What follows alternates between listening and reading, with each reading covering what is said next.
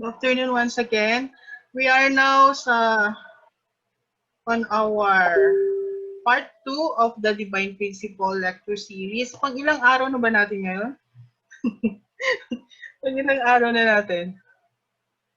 Pag, 12 po, 12. we are on our 12th day. So, we are going to share chapter 1, which is the principle Providence, to lay the foundation of restoration. So, quick overview sa introduction. After the fall, immediately God has initiated or nag-work kaagad siya to lay the foundation for restoration after the fall. We always need to understand that saan ba nag-fall si Adam and Eve, di ba? Ano yung hindi nila na-fulfill? What was the thing that was not fulfilled by Adam and Eve, or where did they fall? Saan sila nagkamali? So, alam natin na nagkamali sila on top of the growth stage. Di ba meron tayong three growth stage wherein mayroong formation, growth, and completion. Sa top of the growth stage sila nagkamali and they fall. Nagkaroon sila ng yung fall nila is they are supposed to grow into perfection, perfecting the three great blessing or following the three great blessing, di ba? Actually, they are still on their maturity, maturity. Individual maturity, that is yung first blessing. So, yun yung top of the growth stage na sinasabi natin. So, may kasabihan sa Tagalog, di ba? Kung saan ka nadapa, dun ka tatayo, dun ka din babangon, tama ba? Kasi ako masyadong Tagalog din. Pag saan ka nadapa, dun ka din babangon. So, dun ka babangon sa top of the growth stage. Pero dahil you're still, ibig sabihin, hindi na complete yung yung growing period natin.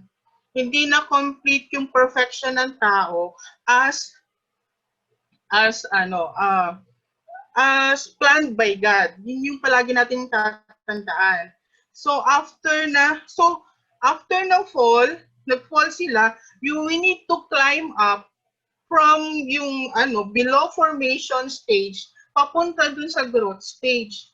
After that, yun yung gagawin natin.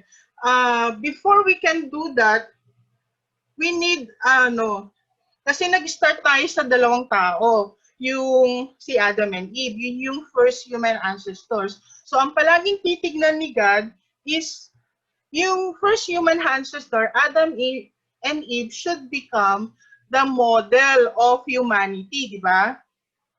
Or in our term now, sa unification principle, ang tawag natin sa kanila true parents. They should become the true parents. Pero hindi nagkaroon ng true parents. So yung hahanapin ni God palagi. So between Adam and Eve, sino ba yung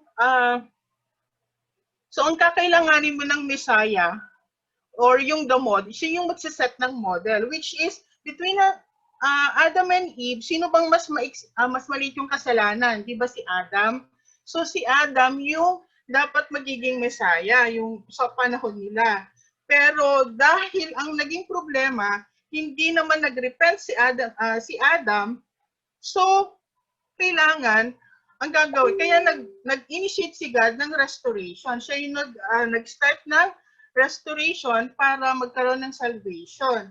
At ang hinahanap natin ngayon, yung Messiah. Kaya nga sa restoration, we are looking for the Messiah. So sa whole of chapter 1, ang tinitignan natin, foundation for the Messiah. And now, bago mo magkaroon ng foundation for the Messiah, the foundation of faith and foundation of substance must be established. So, una, foundation of faith. And then, if it means following yung foundation of faith and foundation of substance, following the creation. Kasi remember, ang restoration is, ang restoration is equivalent to salvation and also equivalent to recreation. Parang mag-recreate uli si God. Pero ngayon, maghahanap siya ngayon. Una, dahil may mga tao na, among sa mga tao na yun, maghahanap siya ng somebody who can fulfill the word. So, yung word kasi yung hindi natin na-fulfill the word of God. So, maghahanap, yung sinasabing foundation of faith dito is, foundation to follow the word of God. And then, after you naging complete nung central figure, alam naman natin na may central figure dapat at siya yung magko-complete nung yung foundation of faith. After na maging successful siya to establish the foundation of faith, kailangan mo ng foundation of substance. That is, ang ibig sabihin lang ng foundation of substance na sinasabi natin is that we must be able to practice the word into our lifestyle. So, ang lifestyle natin, as was always teach to us by the divine principle and is living for the sake of others, or harmony of mind or body, mind and body, or harmony of the subject and object. Yun yung gagawin natin. Pero this time, so foundation of substance is practicing it, embodying it. Yun. So, once na maging successful yung foundation of faith and foundation of substance, that's now yung pwede nang dumating yung Messiah. Yun yung foundation of, yun yung magiging pwede nang dumating yung Messiah na wherein magkakaroon ng restoration na magiging model of humanity so that patuloy uliin yung tao into full maturity or to its perfection. Yun yung yung sabi ko short. Yun yung short na introduction about the providence of restoration to lay the foundation for restoration. In section 1, we will learn how God established try to establish the providence of restoration in Adam's family. So, alam naman natin na sila yung unang family, di ba? Sila yung Adam's family. So that in the principle of restoration, let me read, for the providence of restoration to be accomplished in Adam's family, the members of his family have to make certain conditions of indemnity to restore the foundation of faith and foundation of substance. So, kailangan yung family niya. On this foundation, on these two foundations, the foundations for the Messiah was to have been established, and the Messiah could have come to Adam's family. So, pag nagawa nila yung yung foundation of faith and foundation of substance, magkakaroon ng maging successful sila doon, may establish nila yung foundation of the Messiah at magkakaroon ng Messiah. Paano mangyayari yon? To restore to indemnity the foundation of faith, fallen people must set up an object for the condition substituting for God's word. So pag sinasabi nating kailangan mag-set up ng object of condition. Ano ba yung object of condition na pinag-uusapan natin? Remember, take the word object. Ano ba yung balik tayo uli sa creation, di ba? Chapter 1. Ano ba meron sa chapter 1? Sinasabi, God created the universe na based on the image and based on image and symbols. So, yung humanity, yung image ni God. Tapos yung symbols is yung other creation is symbols ni God, di ba? Yung other creation, including the ano. So sabi dito object, so dapat yung gagamitin na object of condition, ibig sabihin things, other creation other than human being. So hindi pwedeng tao yung magiging object, di ba? At siya yung magiging sacrificial offering. Kaya nga, kailangan yung anything na nagsisimbolize ng creation that symbolizes God. Kasi di ba, alam naman natin na ang tao lang yung nagkasala. It is man, the Lord of the creation, supposedly the Lord of the creation, sila yung nagkasala. Pero yung mga other things, yung other creation, di naman sila nagkasala. Kaya para silang pure, so pwede silang maging sacrificial offering. Kaya nga, ang ginagamit dito ay, kaya ang offering ay ginagamit na pure sila dahil hindi naman sila nagkasala. Hindi kaya ganun yung ibig sabihin ng offering. To restore the foundation of faith, there must be another kailangan, another element is that kailangan may central figure. So, pag titignan natin, dahil Adam's family dito, ang una nating iisipin, dapat si Adam, di ba? Kasi siya yung, sabi nga natin, si Adam yung mas kokonte. Kung i-compare natin yung kasalanan ni Eve at kasalanan ni Adam, based dun sa, mas mababaw yung kasalanan ni may kasalanan siya pero mas mababaw yung kasalanan ni Adam. Kaso wala tayong makikita yet, sabi dito, yet nowhere in the biblical record do we find Adam offering a sacrifice. Instead, his sons, Cain and Abel, offered the offering. Bakit kaya siya? Tignan natin kung bakit ito ang ginawa ni God. Ay bakit ito yung nangyari sa Bible. What was the reason for this? God symbolically divided Adam who embodied good and evil. So di ba sabi natin dun sa introduction, after the fall, ang man nasa midway position siya. Ibig sabihin, they are in the position that they can relate to God and they can relate to Satan. Kung makaka-relate sila kay God, makakabalik sila kay God kung gagawa sila ng mabuti at makaka-relate sila kay Satan pag gagawa siya ng masama, di ba? Yun yung sinasabi doon. So kailangan maghintay. Kaya yun, kailangan niyang symbolically, i-divide niya si Adam, si God. Kailangan ma-divide niya si Adam symbolically through his sons, si Cain and Abel.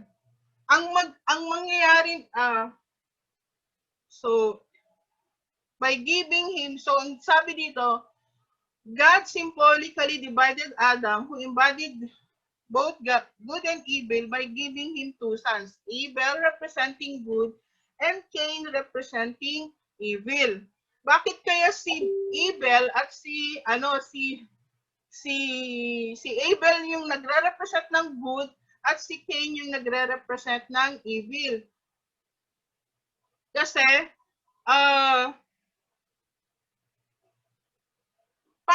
ang una kasi, di ba yung love ni Eve, kasi si Cain yung panganay, so it symbolizes yung spiritual fall, di ba? Dahil sa yung panganay, yun yung unang fall. Tapos yung pangalawang fall, it represent yung second fall, which is yung kasing first fall ni Adam and Eve is hindi siya unprincipled siya. Kasi nga, yung fall between the relationship between spirit and human being, which is unnatural, di ba?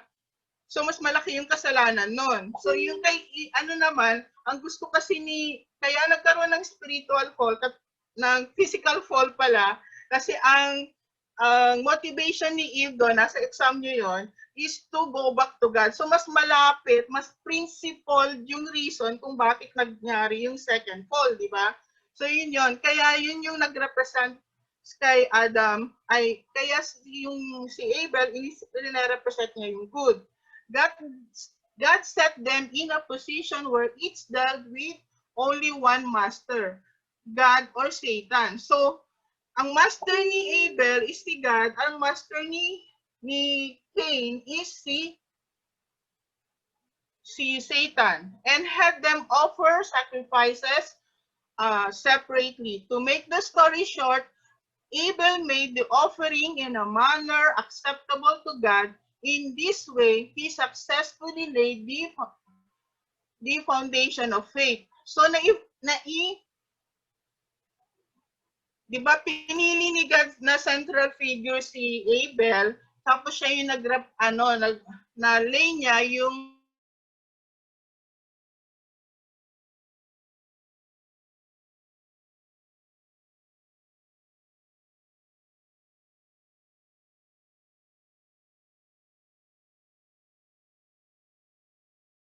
wala yung connection ko.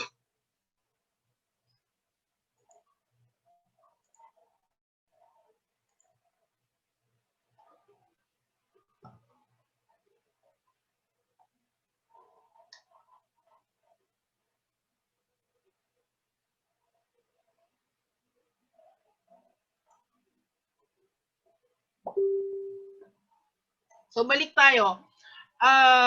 To make the story short, tignan nyo na lang sa Bible kung ano nangyari. Basahin nyo siya sa Genesis.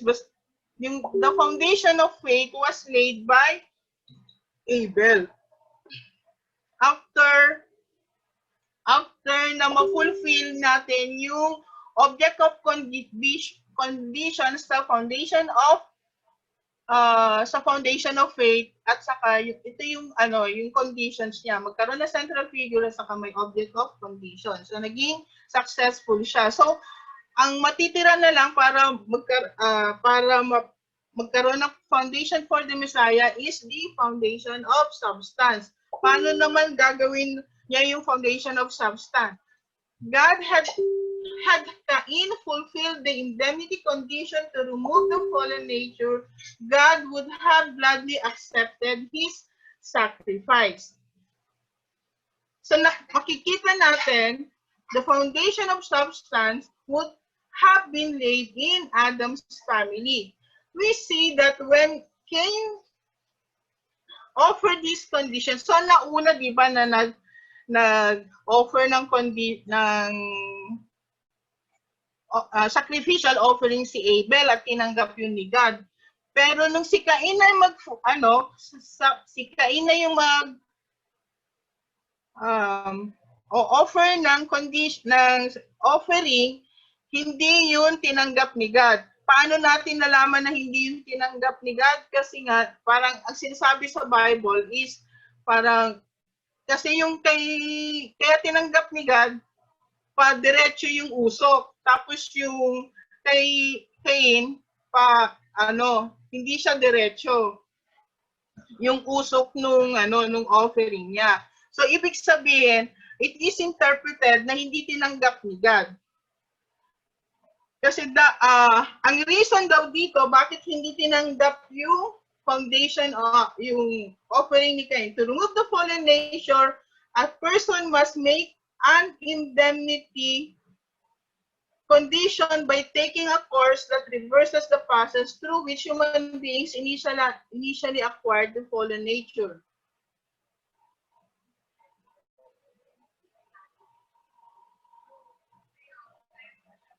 So, ang kailangan kasing mangyari, foundation of substance, di ba? Kanina sabi natin sa introduction, yung foundation of substance is living the word. paano living the world is, yung sinasabi natin, dapat yung fallen natures is ma-fulfill niya, ay ma-reverse niya yung fallen nature. Ma-remove yung fallen nature. So, kailangan, ano ba yung fallen natures nasa ano natin, di ba? Kailangan, si Cain, supposedly, mahalin niya si Abel na katulad ng pagmamahal ni God kay Abel, di ba? Just like, kasi since si Cain is standing on the position of archangel before the fall, di ba dapat kasi i-respect ng archangel si Adam and Eve as the children of God, na magiging lords of creation tong mga to. Pero hindi niya ginawa yun, di ba? So yun din yung gagawin dapat ni Cain. Dapat i-love niya si Abel kahit na mas bata si Abel sa kanya, siya yung panganay. Ganun din naman kasi kay Satan, sa archangel, di ba? Mas panganay yung archangel, pero ang position niya is mga servant, di ba? Assistant ni God. So, kailangan niyang, katulad ng pagre-respect niya kay God, yung archangel, i-respect din dapat niya si God, yung anak ni God, di ba? Pero ganun din dapat yung gagawin ni Cain. Kailangan i-respeto niya i-love niya si Abel na katulad kay God, tapos susundin niya para ma-reverse para ma-reverse yung fall. Kailangan din niyang tapos dito, kailangan niyang, ano yung susunod na? Tapos, kailangan niya na dapat tulungan niya, kasi substantial, foundation of substance dito, hindi lang naman kasi si Cain ang nagkamali dito, dapat tinulungan din niya si Abel na tawag dito, na i-offer yung offering ni Cain. Nang sa ganon, dahil mas malapit siya kay God, kailangan tulungan siya ni Abel para i-offer. Kung silang dalawa nag-offer, yung offering ni Cain, so maaring ang mangyayari, matatanggap din ni God yung offering ni Cain para ma-reverse yung fall. Kailangan kasi dapat ma-recognize ni Cain na ang malapit kay God is si Abel. Para makalapit siya kay God, ang mediator niya is si Abel para makalapit siya kay God. So, the archangel fell because they did not love he did not love Adam. Rather, he envied Adam, who was receiving more love from God than he. This was the first primary characteristic of fallen nature, failing to take God's standpoint. Yun yung sinasabi ko kanina. And second, the archangel fell because he did not respect Adam as God's mediator and received God's love through him after he attempted to seize Adam's position. So ganun din nangyari kay Cain. This was the second primary characteristic of the fallen nature, leaving one's position. And third, the archangel claimed dominion over Eve. Instead na siya ang magpa-dominate sa kanila, yung archangel, yung sabi ko nga yung hierarchy, yung archangel ang nag-dominate kay Adam and Eve. By Adam and Eve following the word of Lucifer, who were his rightful lords. This was the third primary characteristic of fallen natures, reversing dominion.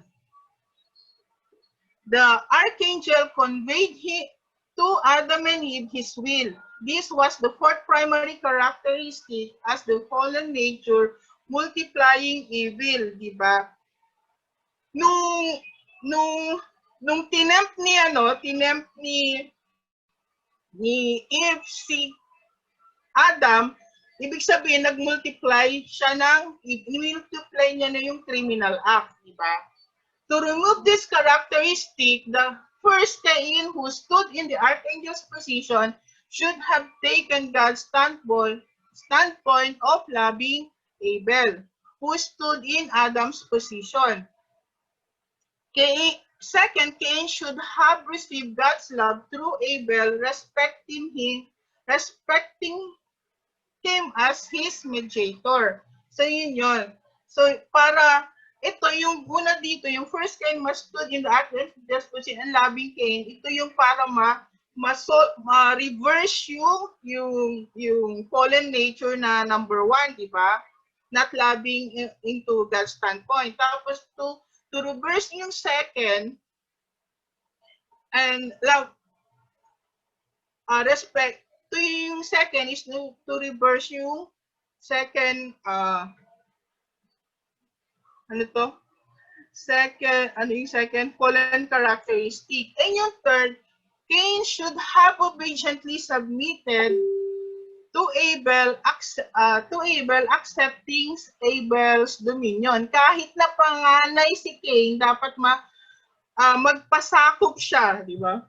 Yung dominion, magpasakop siya kay Abel. And sa tingin ko, dito rin, last, Cain should have learned God's will from Abel, multiplying goodness. So dati, kung minultiply ni Eve yung evil, dapat si Cain, i-multiply niya, baliktarin niya ngayon, i-reverse niya ngayon yung fallen nature. Ito yung indemnity condition to remove the fallen nature para maging successful yung foundation of substance. However, Cain killed Abel. Alam natin yung failure ng foundation of substance, mababasa natin sa Bible. However, Cain killed Abel. In murdering Abel, Cain repeated the sin of the archangel. That is, he reenacted the very process which had given rise to the primary characteristic of fallen nature. Adam's family thus failed to lay the foundation of substance. So, hindi nangyari. Kahit na successful si Abel sa foundation of faith, hindi naging successful sa laying into the foundation of substance, so that ang mangyayari, overall, failure pa rin yung foundation na linay nila. When Abel made his sacrifice in a manner acceptable to God, he fulfilled the indemnity condition to restore the foundation of faith and firmly secured his position as the central figure of the substantial offering. However, when Cain murdered Abel, they failed to make the substantial offering. Hence, neither the foundation of substance nor the foundation for the Messiah could be established. So, kailangan God's providence of restoration in Adam's family came to a note.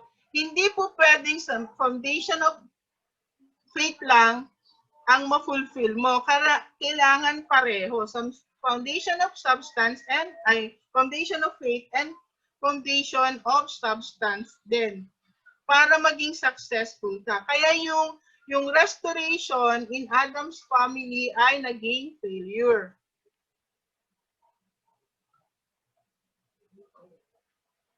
So yun yung that ends section 1 about the providence of restoration kay Adam's family.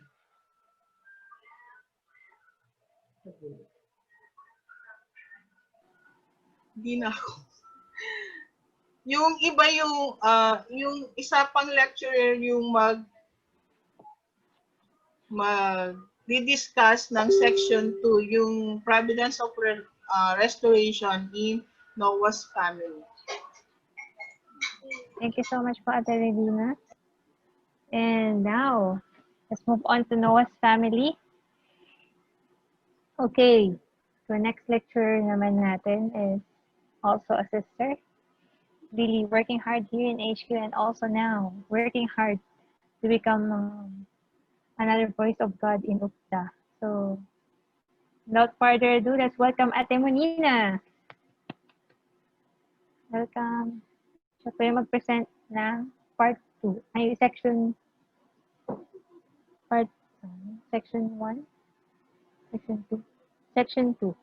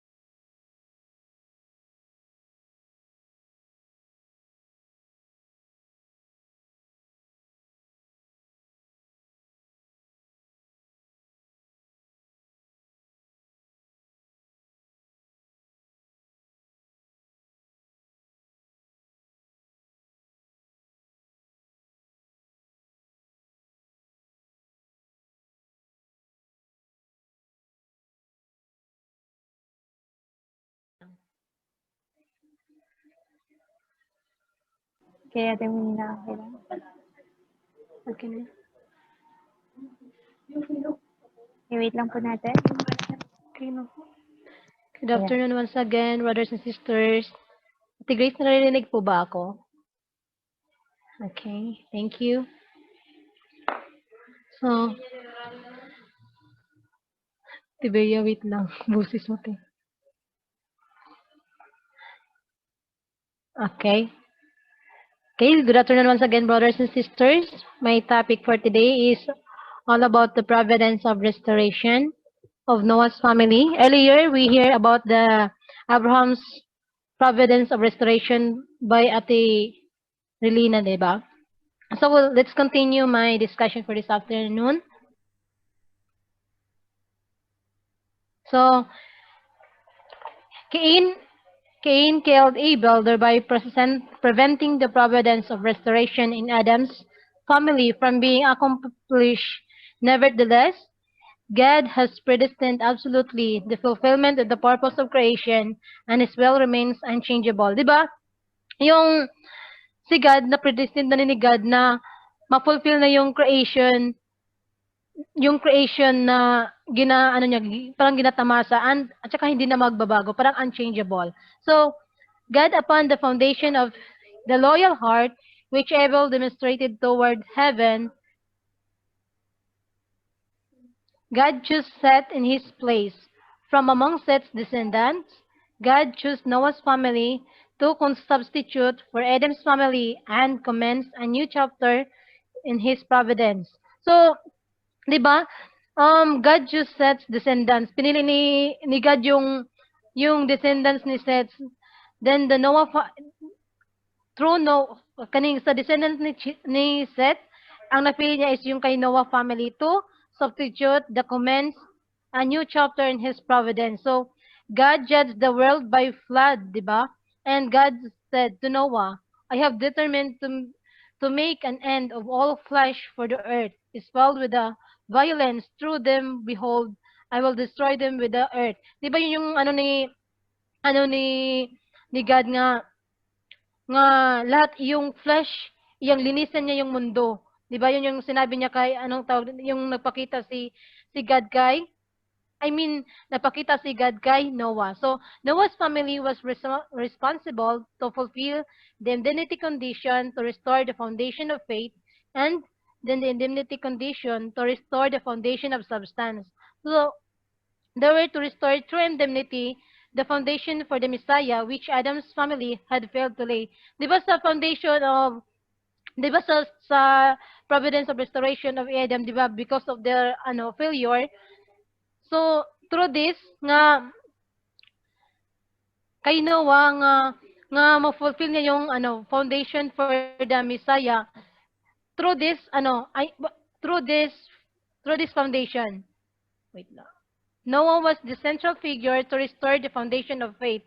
Di ba, sa, sa kay Noah pa lang, Noah's faith is, yung faith talaga ni Noah talaga, di ba, is very deep talaga. So, if sino yung nanonood ng Noah's Ark, maybe, meron kayong mga idea. Pero yung ko kasi last night, I tried to reach the Noah's Ark movie. No, so, Noah's faith is deep and unchangeable. Hindi nagbabago. Then, he believed in God. Di ba? Yung sa movie is, meron yung gisend si God na messenger. Parang doon siya tinest, di ba? Nga, meron siyang binigay, meron siyang, yung nag-upo si Noah doon sa top of the mountain, yung udtong dako, nakaupo doon si Noah. Tapos, yun, merong, through the shadow, di ba? May messenger na lumapit sa kanya. So, talaga si Noah, try talaga siya ba? Kung paano yung faith niya. So, and make, sinabihan siya nga magawa ka ng ganitong art, ganito kalaki, ganito kahaba, in more than 120 years, di ba? So, Noah, hindi siya parang si Noah, hindi yung nagdadalawang isip. Parang, he just follow and obey God kung ano yung sinasabi ng messenger. Then, the object for the condition by which Noah was to restore the foundation of faith was the ark. It was the indemnity condition for the restoration of cosmos, which had been lost to Satan due to Adam's fall, and signified the new cosmos. So, yung ni Noah is yung offering niya is yung ark, yung substantially, yung ark. So, yung nagawa niya so in making the ark is very, di ba yung paggawa ni Noah talaga ng ark is very challenging. Very challenging. So, gosh. Sorry. So, very challenging talaga, di ba? For 120 years, ginawa niya doon sa top of the mountain, right? Then, because because Noah making the ark for 120 years, preparation at the top of the mountain. At first, di ba yung wife niya is, talaga, his wife and children don't believe him and he called him crazy, di ba? Parang sinasabi pa siya, naniniwala ka ba nga magawa ka, sino bang naniniwala sa'yo nga magawa ka ng ark at the top of the mountain? Yun yung ng kanyang family. First talaga yung family niya talaga is not talaga, parang walang walang faith nga. Ba't ka parang, na-lost faith. So, but time has come. His wife realized that faith of Noah to God is very deep. His wife volunteered to help him. His wife saying, it's better to die or helping him making the ark than do nothing. Di ba yun yung sabi dun sa sa movie, the Noah's Ark movie. And their children saw and realized the unite making the ark. So, yun siya, di ba? Time will come, parang yung wife niya at the same time yung children ni Noah, yung nasabi ng parent, yung mother niya, yung parang, it's better for me to die than do nothing, di ba? Yun yung sabi niya. So, na-realize ng mga anak niya nga, ay, yung yung father nila is, grabe talaga yung belief, very deep yung understanding talaga, at saka yung faith nila kay God. So, kaya yun, at the same time, yung mother na nila also is nag-unite sa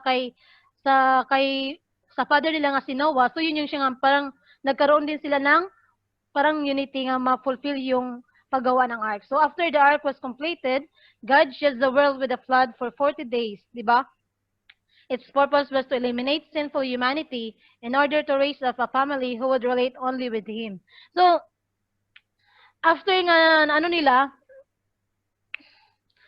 after 120 years, di ba, of making the ark, di ba, 40 days nga nag, ano ng flood, grabing baha, continuous yung, ano nila, yung baha.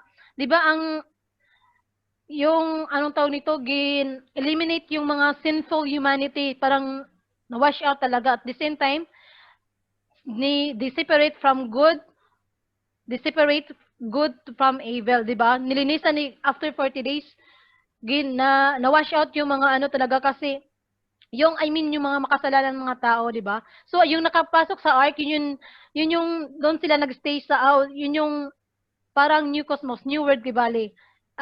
What I mean is, yung bagong world nga, malinis na nga, yung nag-o-obey kay God, at the same time, yung faith talaga kay God.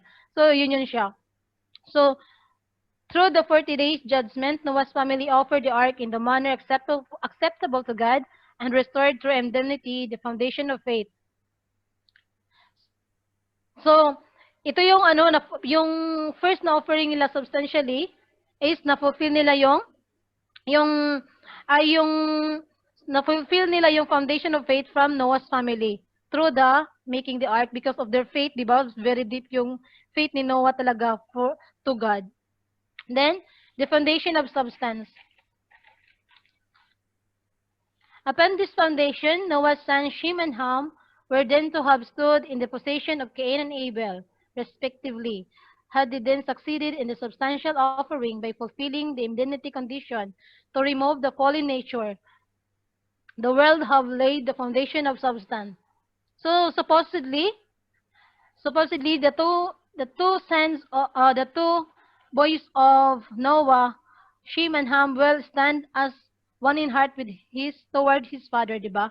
Dapat ano sila, one in heart sila, makipag-usa sila sa kanilang father nga si Noah. So, for Noah's family to make an acceptable substantial offering, Ham, Noah's second son, and the central figure of the substantial offering, was to restore the position of Abel. In the case of Noah's family, it was Noah, not Ham, who made the symbolic offering. Therefore, for Ham to stand in the position of Abel as one who has succeeded in making the symbolic offering, he had to become inseparably one in heart with his father Noah. So yun yung siya dapat isa si Ham, di ba? Makipag-usa si Ham sa kanyang father na si Noah na hindi kailanman magkakahiwalay sila to his father, Noah. Then, Providence to achieve Ham's artistic oneness with Noah. So, let us examine how God worked to help Ham become one in heart with Noah. In Genesis 9, verse 20 to 25, reports that when Ham saw his father lying naked in his tent, he felt ashamed of Noah and stirred up the same feelings in his brothers, Shem and Japheth, di ba? So Noah, a man from Genesis 9 verse 20 to 25 from Orimos, Noah, a man of the soil, was the first to plant a vineyard. He drank some of the wine and became drunk. And he lay uncovered in his tent, and Ham, the father of Canaan, saw the nakedness of his father, and told his two brothers outside. Then Shem and Japheth took a garment, laid it on both their shoulders, and walked backwards, and covered the nakedness of their father. Their faces were turned away, and they did not see their father's nakedness. So when Noah was awake from his wine and knew what his youngest son has done to him, he said, "Cursed be skinny and lowest of slave shall he be to his brothers." Diba? Yun yung siya nga na because sa ano ni Noah tungkol sa kalipay niya nga parang na-fulfill niya yung foundation of faith. Naglipay, siya parang party ba? Parang party. So nagkaroon siya ng tungkol sa nag-inom siya ng Yun, sa sobrang na pagkainom ng wine, nalasing siya, then, yun nga, hindi niya napansin nga ano na pala siya, nakahubad na pala siya. So, but his son, di ba, si Ham, parang kinahiya niya pa nga yung father niya nga nakahubad. Sa man yung father ko ay naghubad man nga nagano, parang nahiya siya ba. So, yun siya. So, when Ham felt ashamed of his father's nakedness, an act that resembled Adam and Eve's covering their lower parts and hiding him, he made a condition for Satan to enter, hence his feeling and act constituted. Diba? Anong ginawa ni Ham? He felt ashamed. Yun siya. So, parang yung foundation of substance, failure siya. And at the same time, yung providence in Noah's family is failure. Consequently, Ham could not restore through indemnity the possession of Abel from which to make the substantial offering. Since Ham failed to establish the foundation of substance, the providence of restoration in Noah's family ended failure. So, 'di ba sayang no? Sayang yung yung effort ni Noah, 'di ba? Naging failure lang because of his son, 'di ba? So, yung sana kung nakipag-cooperate pa yung niyan, yung anak niya, kung hindi pa siya kinahiya, parang yung pag-cover nila ng ito siya, pag-cover nila ng katawan ng kanyang 'di ba, father kay Noah, yung patalikod pa lang it's as kind of symbolic na to siya. Symbolic nga parang na-invade na sila invade na yun siya, 'di ba? Pag magkasala tayo is parang takpan natin yung parang tayo yung nahihiya ba? As kasi yung father, yun nga, yung father nila kasi nagdala sa sobra kalasing, yun naghubad na din. Hindi na ni Ham na control niya yung sarili na parang kinahiya niya yung father niya. At the same time, hindi lang siya ginano pa niya, gin-share niya pa sa kanyang mga kapatid. So, yun siya, 'di ba? Ended failure yung ng foundation of substance, the providence of restoration in Noah's family ended in failure. So, another naman tayo, maghintay naman tayo ng ilang years para mag-abot na naman para ma-fulfill naman yung foundation of faith. So, before I leave, I write some quotes.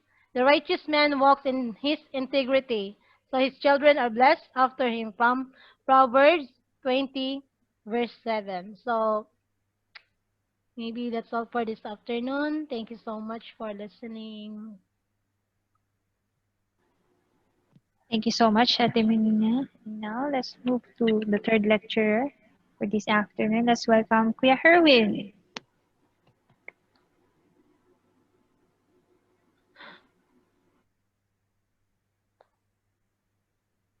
Masa ko,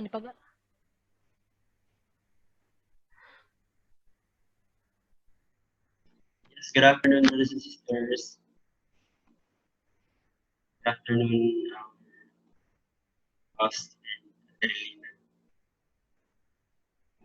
Set up po muna yung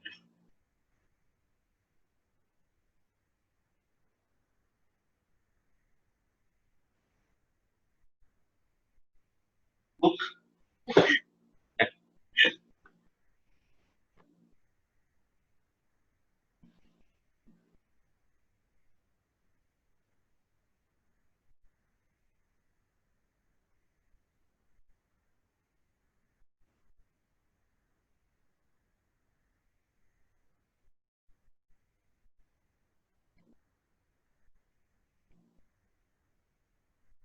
Okay, good afternoon. Are you excited? Or are you sad? Kasi it's because of the failure of these families. So, can you hear me, right? Okay. So, previous section started discuss about the section 1, Adam's family to Noah's family. And again, they failed because of circumstances. But they have this heart, but usually it's because of other people's failure as well. Here, is naprolong yung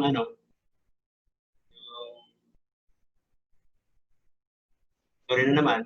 So, but we have to understand this Abraham's family, because here we're gonna learn the turning point of from family restoration or foundation of the family to national foundation.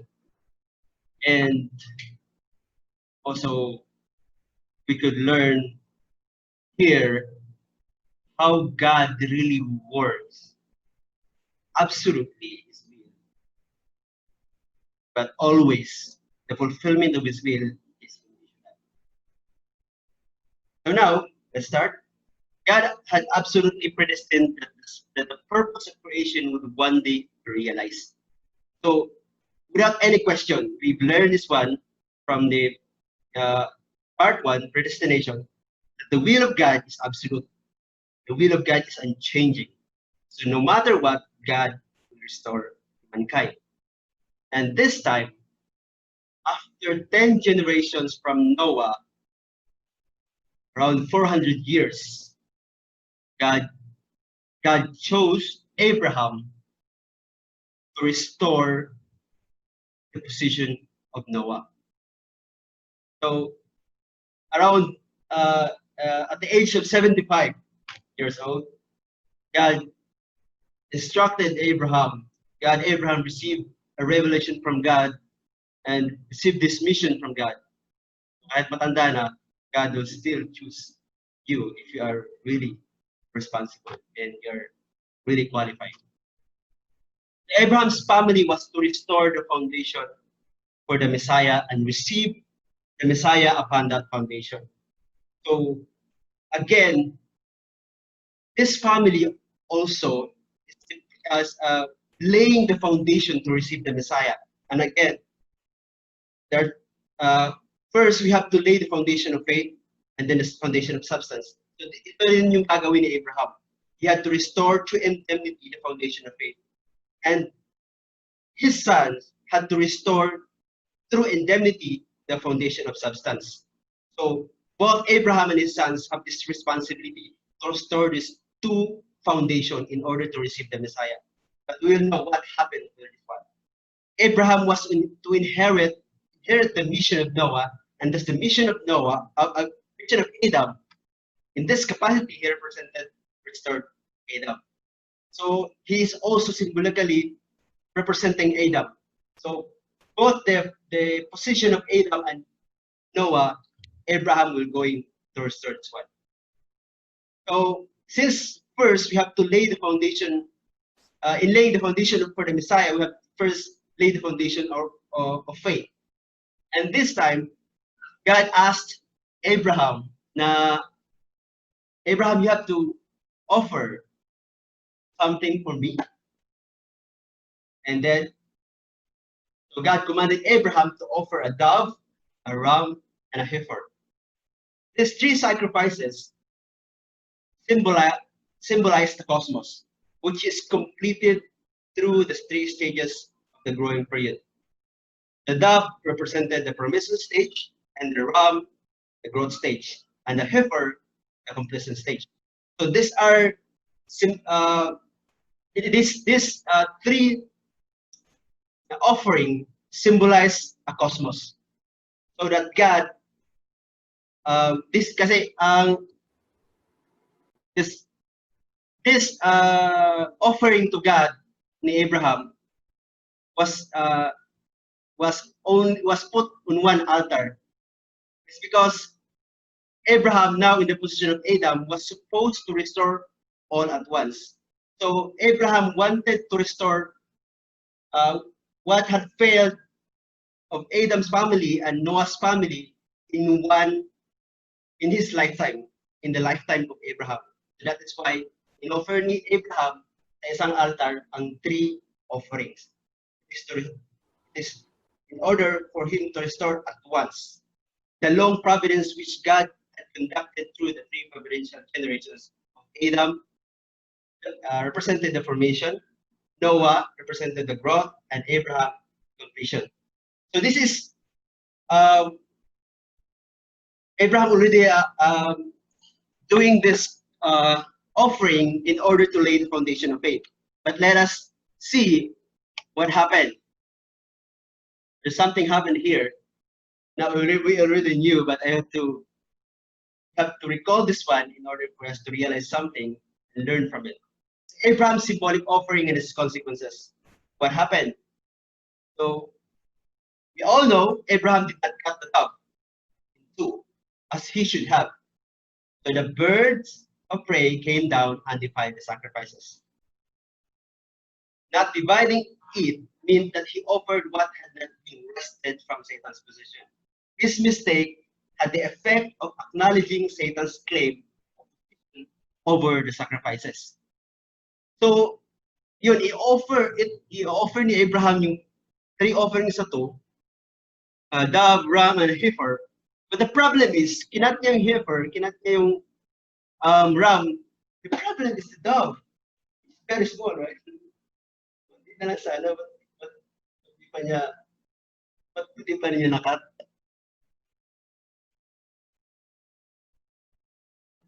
Para ako nasasaktan eh.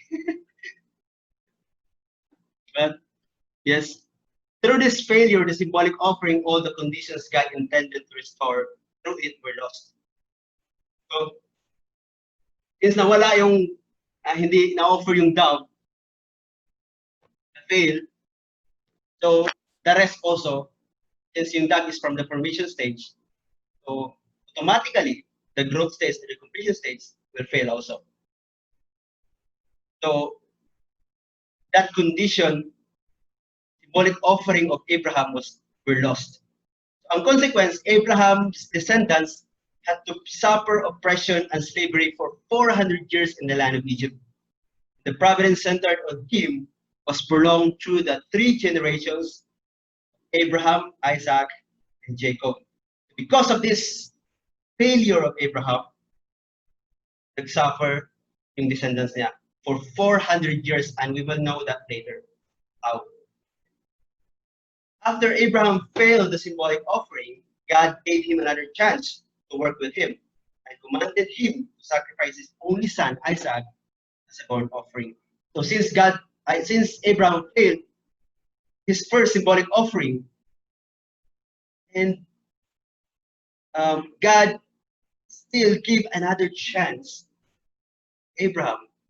But the question is, kasi, why did God give another chance? We're in the principle of creation, in part 1, in the principle of in the predestination, when someone failed, God would choose another person. But what happened here? Why did God choose Isaac?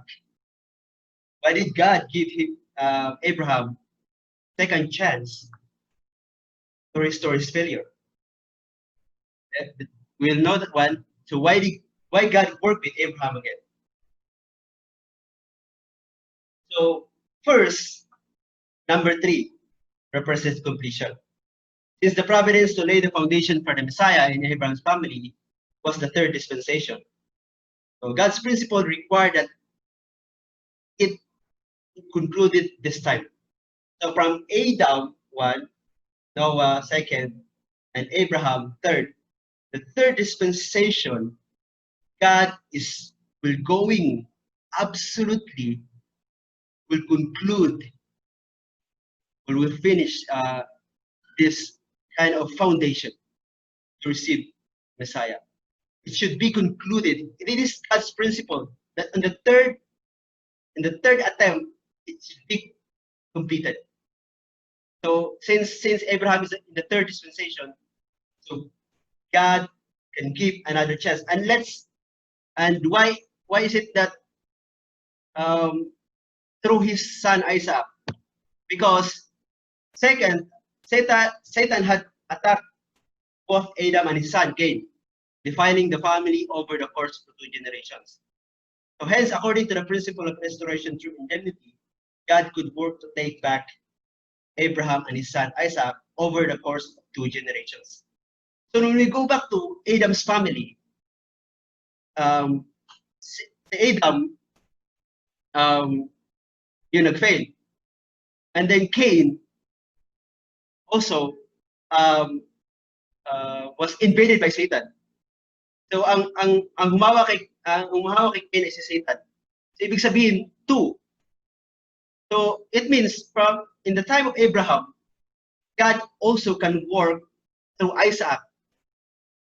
Kasi nung una si Cain in-invade ni Satan. So this time also God can work also in the son of Abraham.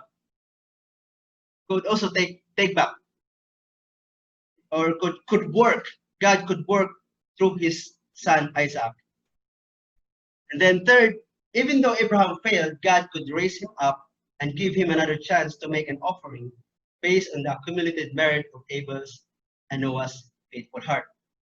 Even though Abraham failed, still God will look at those accumulated merit na ginawa nila ni Abel at ni Noah. Yung position ni Noah as a father of faith, but but he failed. But still looking, God's still looking those central figures, their hearts, accumulated merits of their hearts. So God can still work through Abraham. So since nag-fail si Abraham offering this symbolic offering of dove, ram, and heifer, so yun na, God started to again instructed Abraham to offer his son Isaac. Abraham put forth his hand and took the knife to slay Isaac. But in Genesis chapter 22, verse 9 to 12, the angel of the Lord called to him from heaven and said, "Do not lay your hand on the lad or do anything to him, for now I know your God." So this time Isaac became the offering. Since nag-fail si Abraham's first offering. And na-test ni God that how faithful is Abraham. And then through this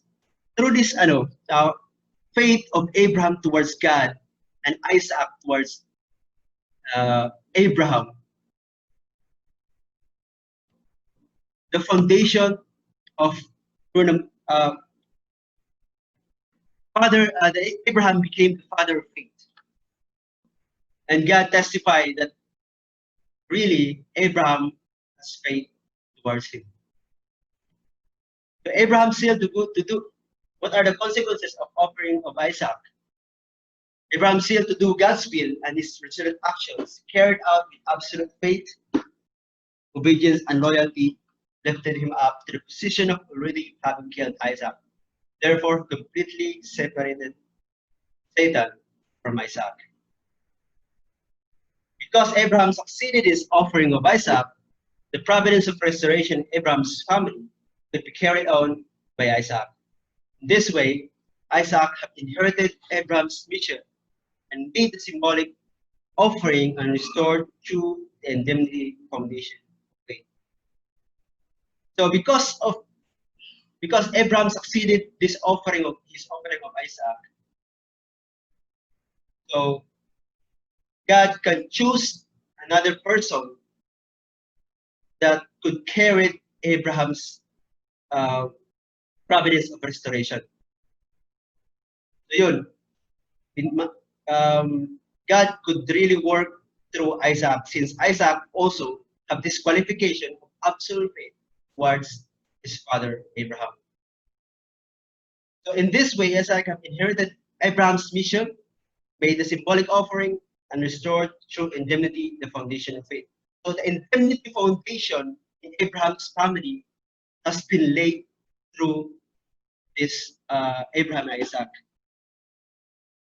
So, since na-laid yung foundation of faith, ang kailangan natin is the foundation of substance. So, in foundation of substance, so because Esau and Jacob, Isaac's two sons, could make substantial offering, Jacob first had to fulfill the indemnity condition to restore the position of Abel. So first in the, this time,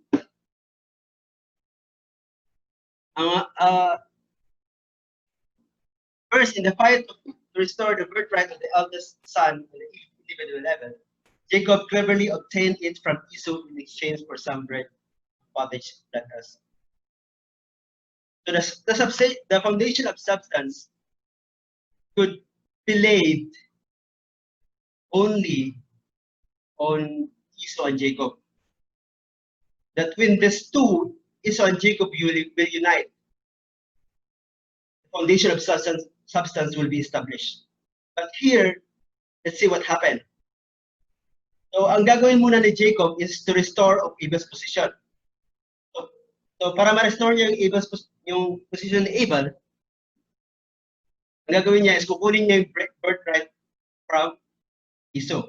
Pero nakuha niya talaga. It's because yun, sabi ni Esau, anong gagawin ko sa birthright if I will die?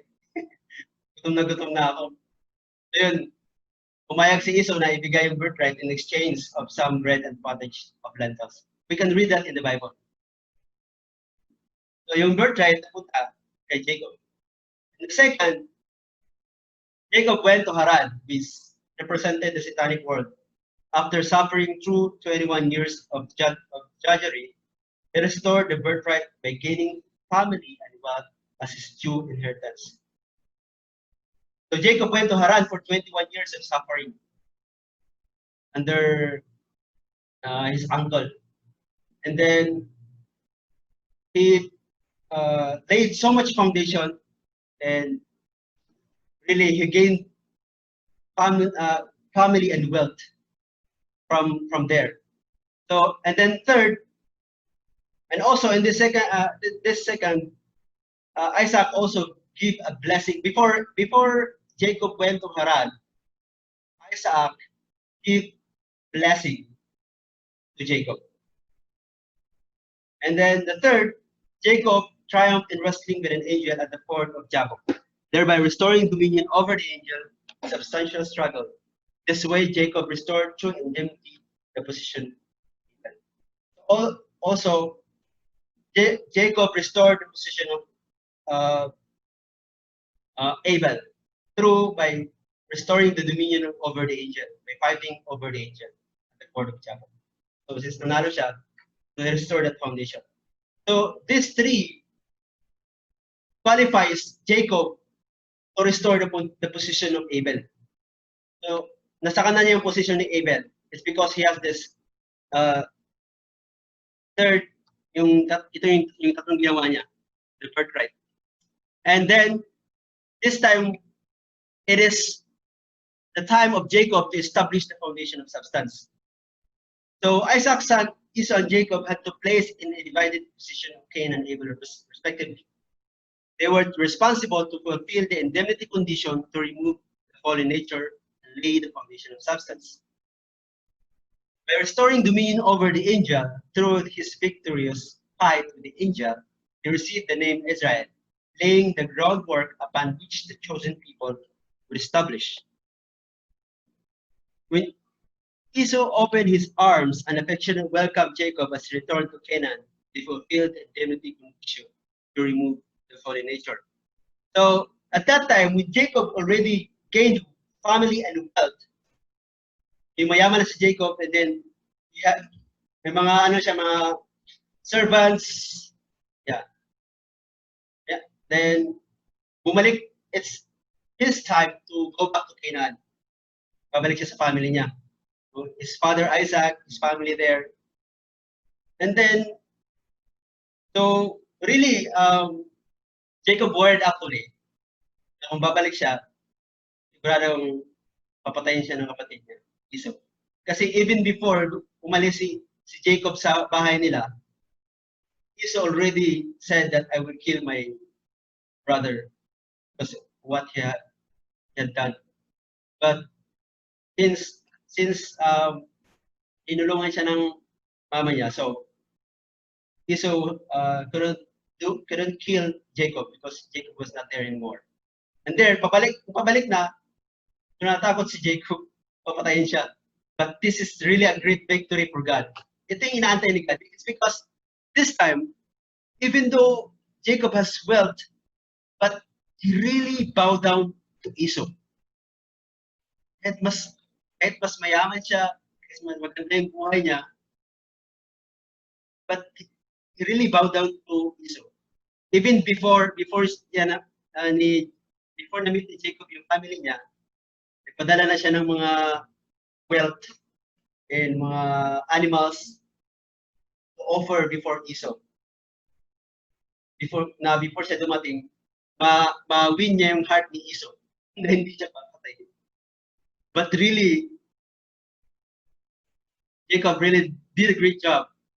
And then what happened is that instead of Esau having to kill Jacob, Esau embraces Jacob. Sabi niya, long time no see, my brother. I miss you. So really, Jacob won the heart of Esau. Esau also bowed down himself in front of Jacob. Even nung nagkita si Esau at si Jacob nag-full bow siya seven times, and also his family. This humility, even if you have everything, but you have humility in front of your brother, this really wins the heart of a person. So their victory restored true indemnity. Horizontally in one family, the long vertical course of history in which God had been working to restore the foundation of substance.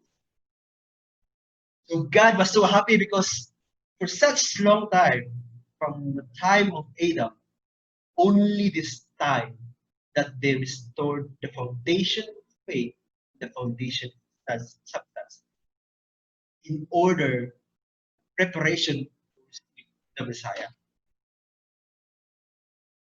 God was really happy. So at last, the foundation for the Messiah, not only in the family foundation, was established in Isaac's family. However, by Abraham's time, fallen people,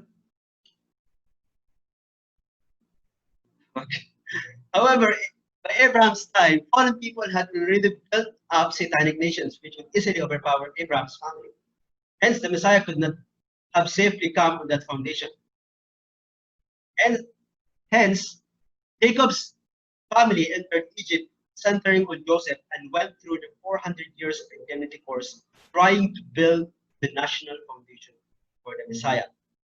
So here, yun, Messiah na si God is because already laid the foundation for the Messiah, the foundation of faith and foundation of substance. But there's kind of problem. It's because lumalaki na yung this foundation has been laid by Abraham's family is only in a family foundation.